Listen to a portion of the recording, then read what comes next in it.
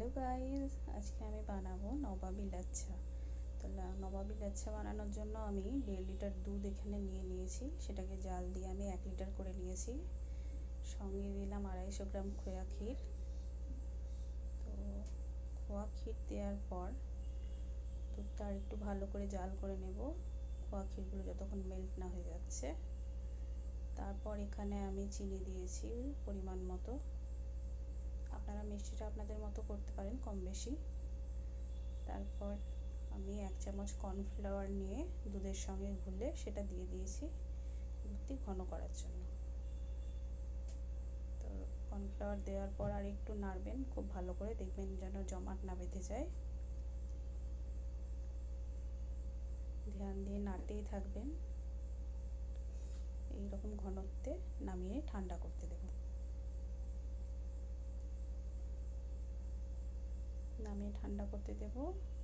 তারপর এখানে আমি কড়াইয়ের মধ্যে 2 টেবিল চামচ মতো ঘি দিয়ে লাচ্ছা সেমাইগুলো লাল করে ভেজে নেব।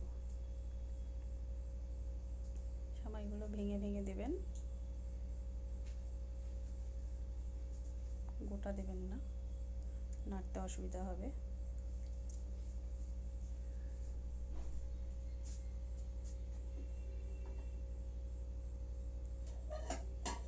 সুন্দর করে লাল করে ভেজে নেবেন। ফ্লেমটা যেন লোয়ে রাখবেন, বেশি হাই করবেন না, তাহলে পুড়ে যাবে। আস্তে আস্তে করে ভেজে নেব। তারপরে এখানে 1 কাপ মতো চিনি গুঁড়ো করে মিশিয়ে নেব। অবশ্যই চিনিটা গুঁড়ো করে দেবেন, নাহলে গুলতে সময় নেবে।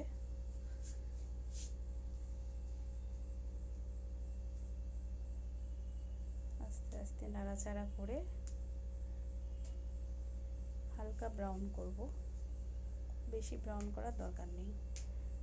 এরকম থাকবে, দেখুন এইভাবে নামিয়ে নেব।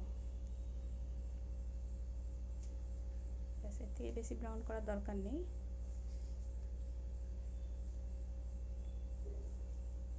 আর গরমটা অর্ধেকটা গরম গরম সময়ের মধ্যে সাজিয়ে নেব, আর বাকি অর্ধেকটা রেখে দেব ঠান্ডা হওয়ার জন্য।